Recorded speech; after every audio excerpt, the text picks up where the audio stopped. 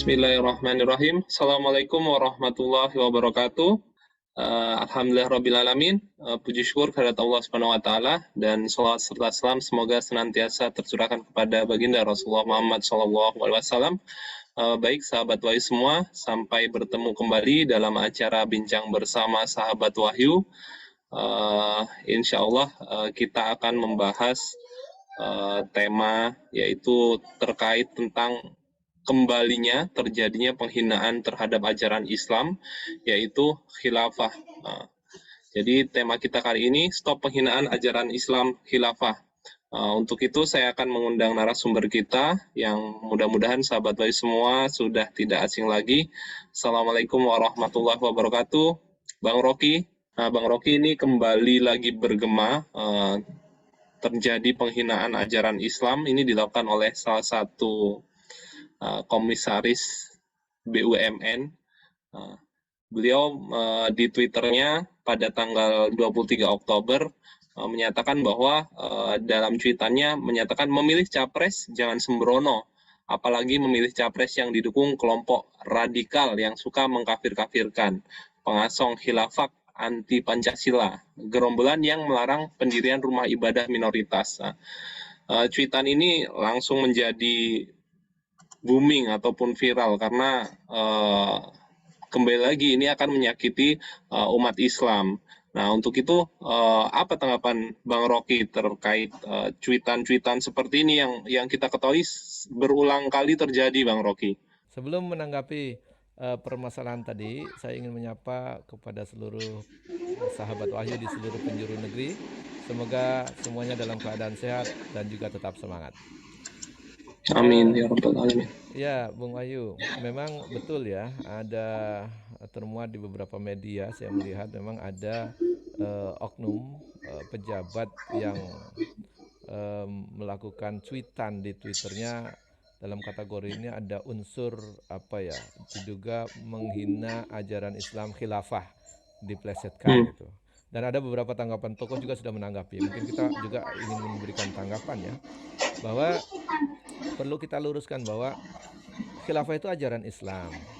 Jadi siapapun Anda, berhentilah untuk melakukan penistaan, penghinaan maupun membuat pernyataan-pernyataan negatif yang justru itu baik secara moral itu menunjukkan Anda tidak bermoral, secara hukum menunjukkan Anda melanggar hukum, secara apalagi etika pejabat ya.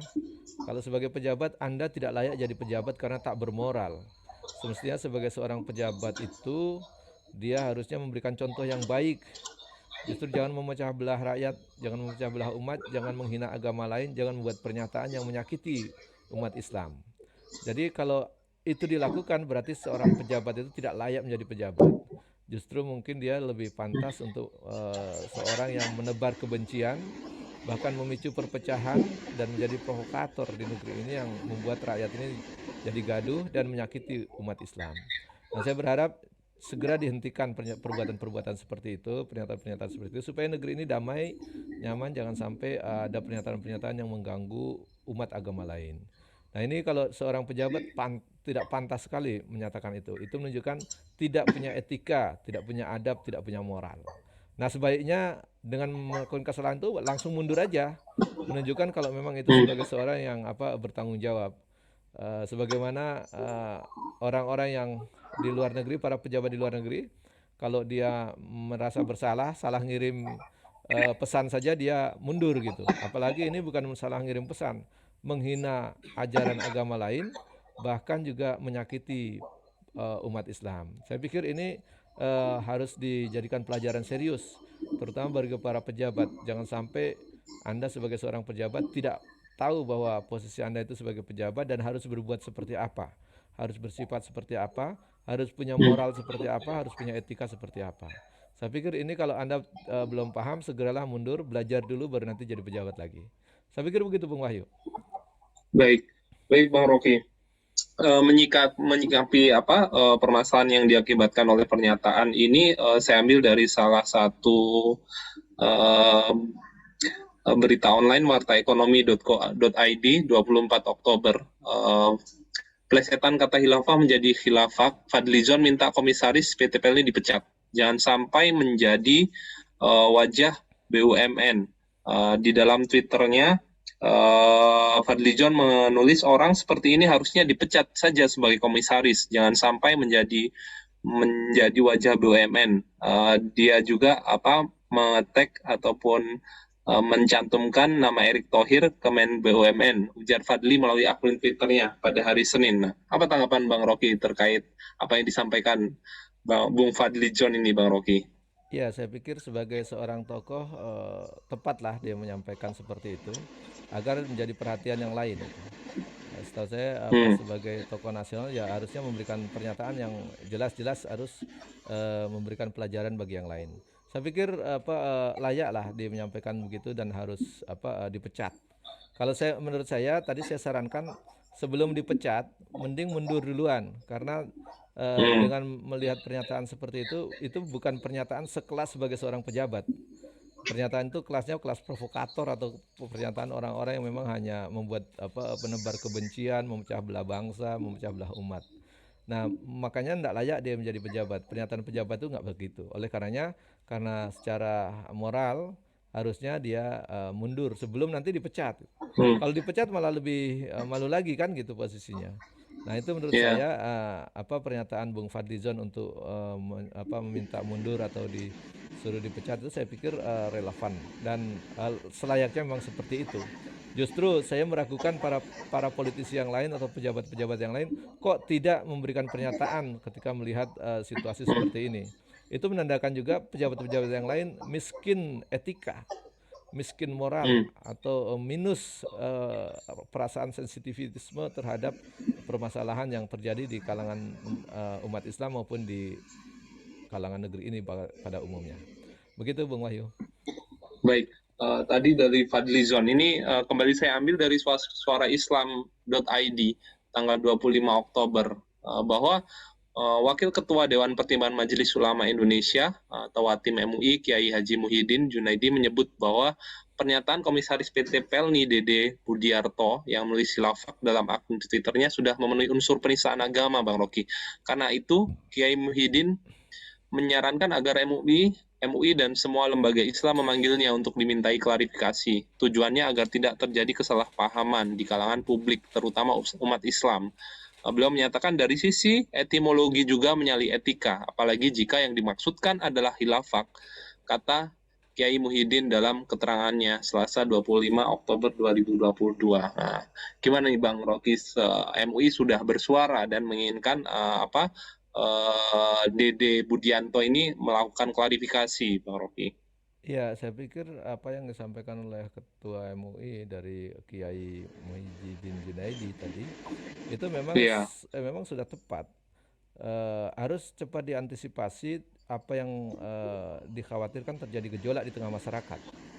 Jadi bagus memang MUI memberikan langkah cepat untuk memanggil atau meminta klarifikasi sehingga penanganannya langsung terukur di lembaga MUI.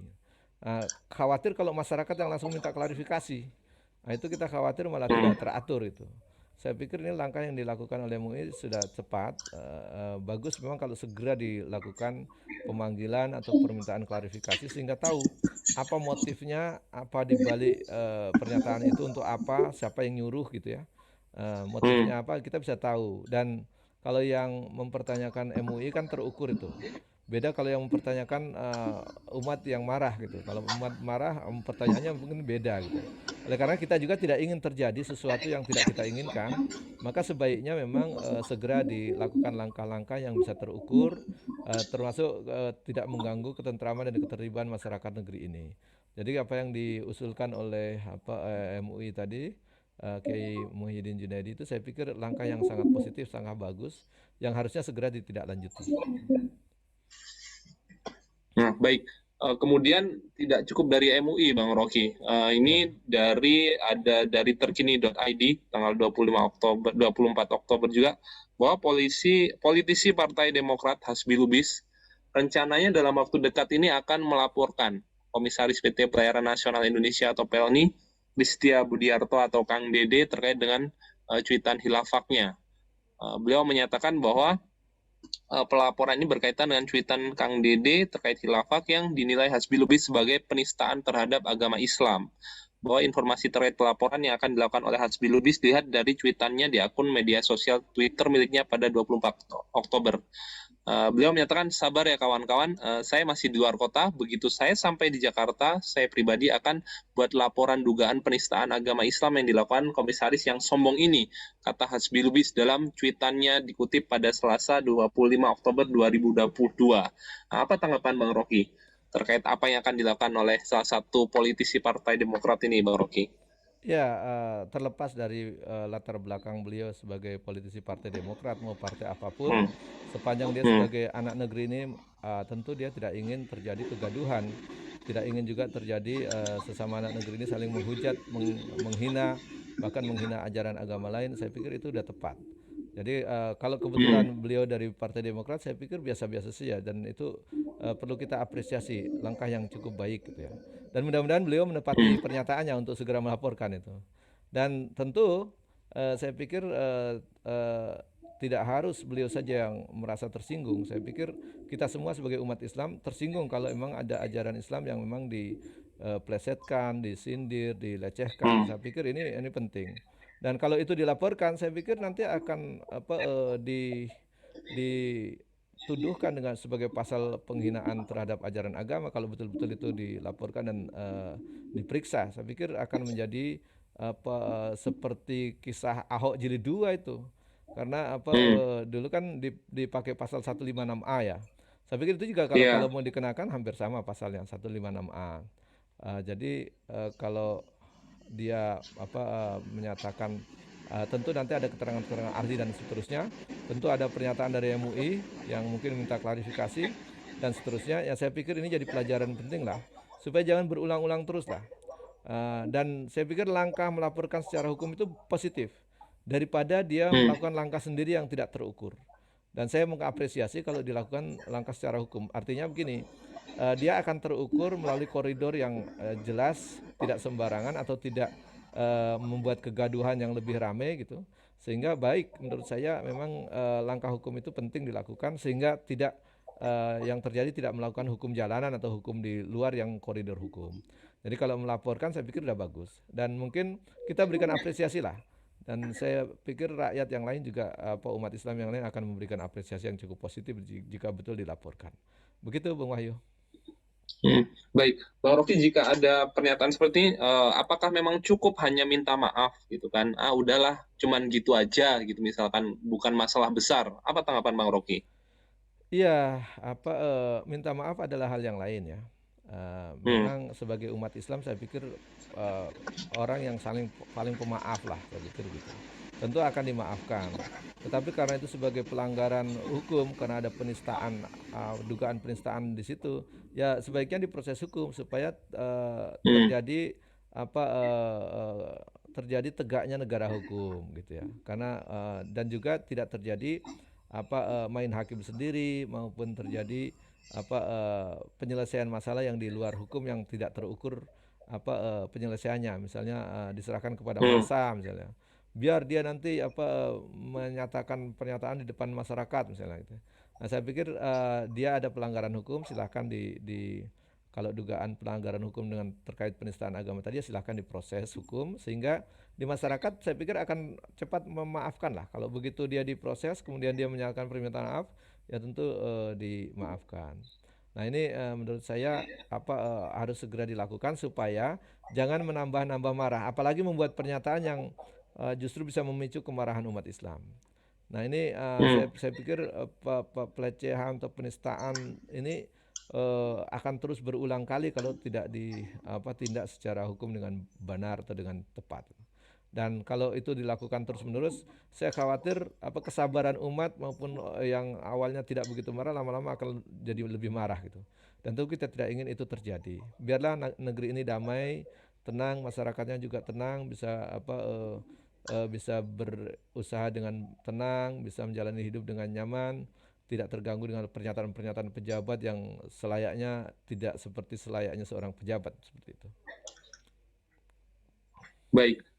Baik Bang Rocky dan sahabat Wis semua, kita sampai di sesi apa kata mereka.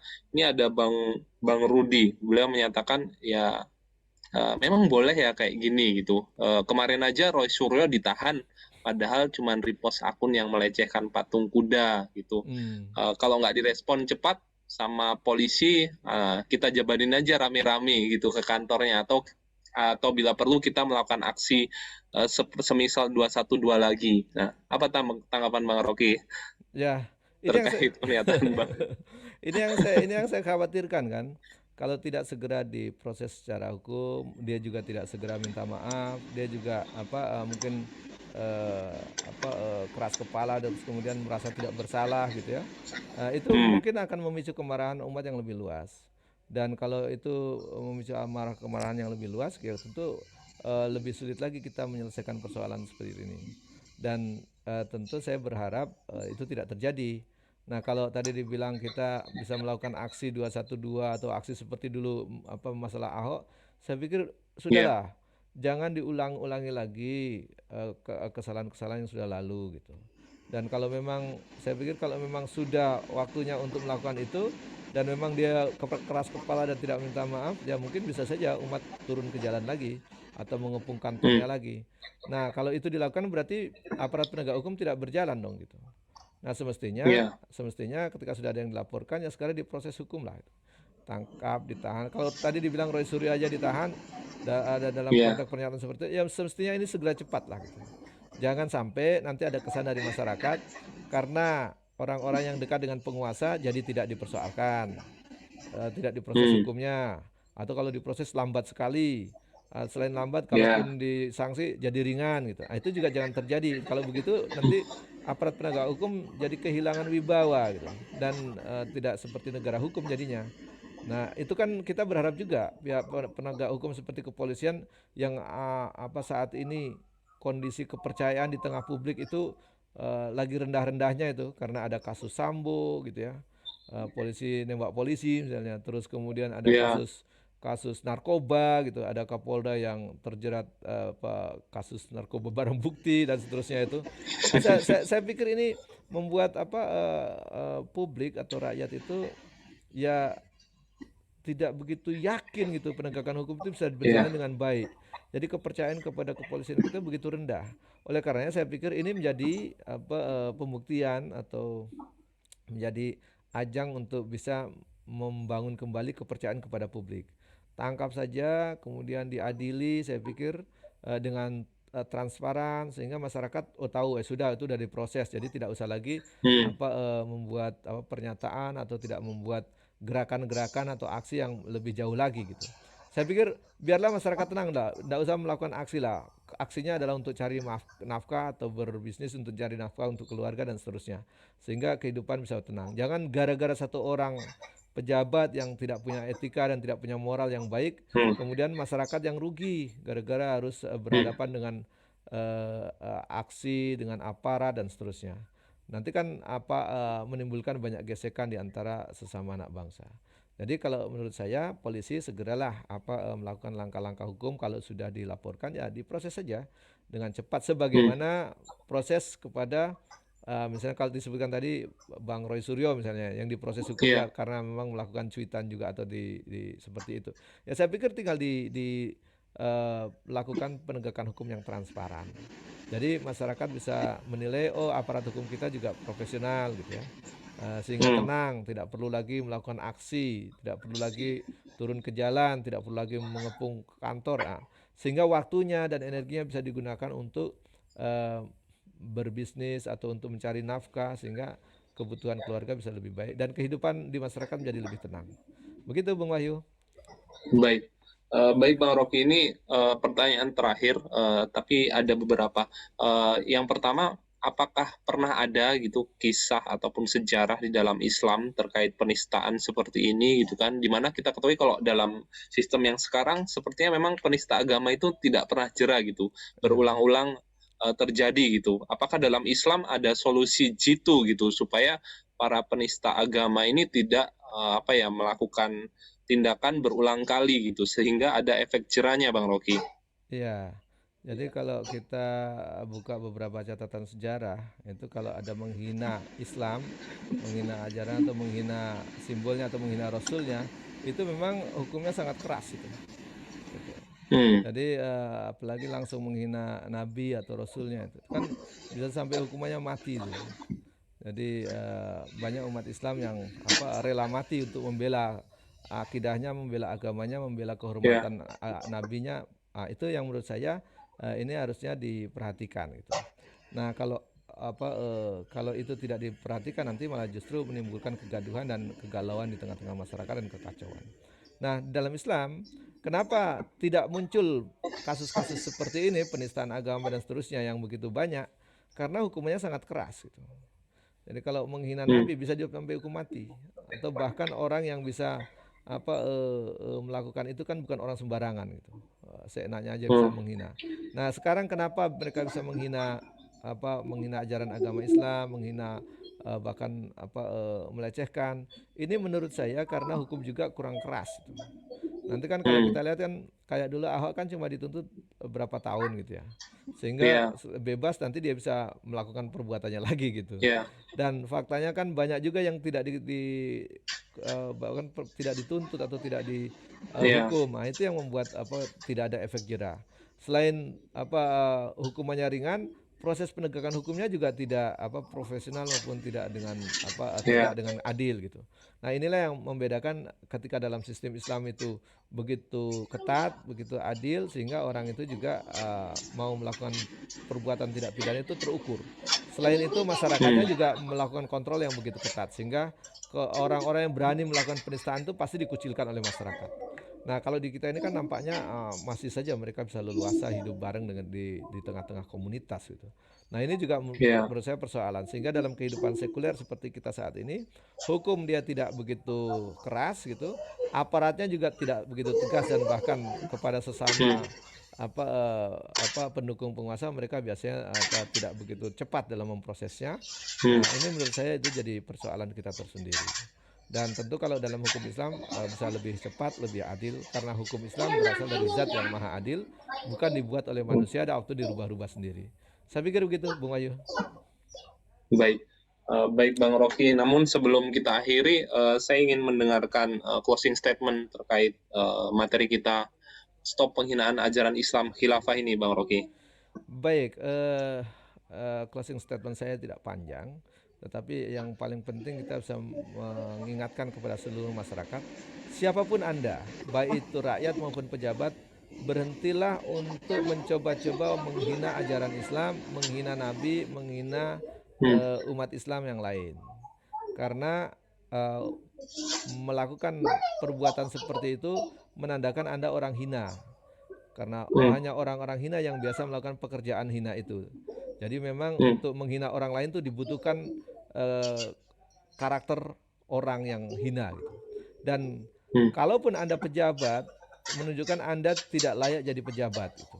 Karena moral Anda begitu lemah, begitu rendah, dan kalau saya bilang miskin moral.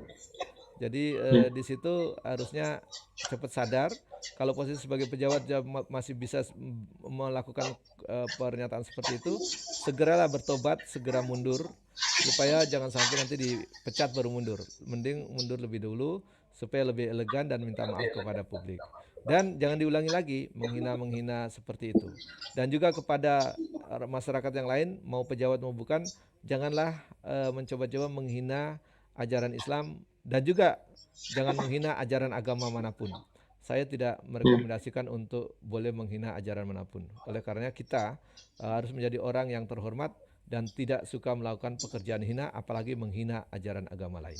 Mungkin itu yang dapat saya sampaikan. Terima kasih. Assalamualaikum warahmatullahi wabarakatuh. Waalaikumsalam warahmatullahi wabarakatuh. Baik, sahabat Wahyu semua, alhamdulillah kita sudah sampai di penghujung acara bincang bersama sahabat Wahyu untuk tema stop penghinaan ajaran Islam khilafah. Mudah-mudahan bisa menjadikan kita lebih mencintai Islam lagi, bahwa ajaran Islam itu tidak bisa dihinakan atau dinistakan. Barang siapa yang menghina atau menistakan, seharusnya dia mendapatkan ganjaran yang setimpal gitu. Dan kepada penegak hukum kita berharap penegakan hukum ini bisa adil supaya hal-hal tersebut tidak terulang lagi. Baik, apabila ada kesalahan saya mohon maaf. Kita berjumpa lagi dalam tema selanjutnya yang lebih menarik lagi. Akhirul kalam. Assalamualaikum warahmatullahi wabarakatuh.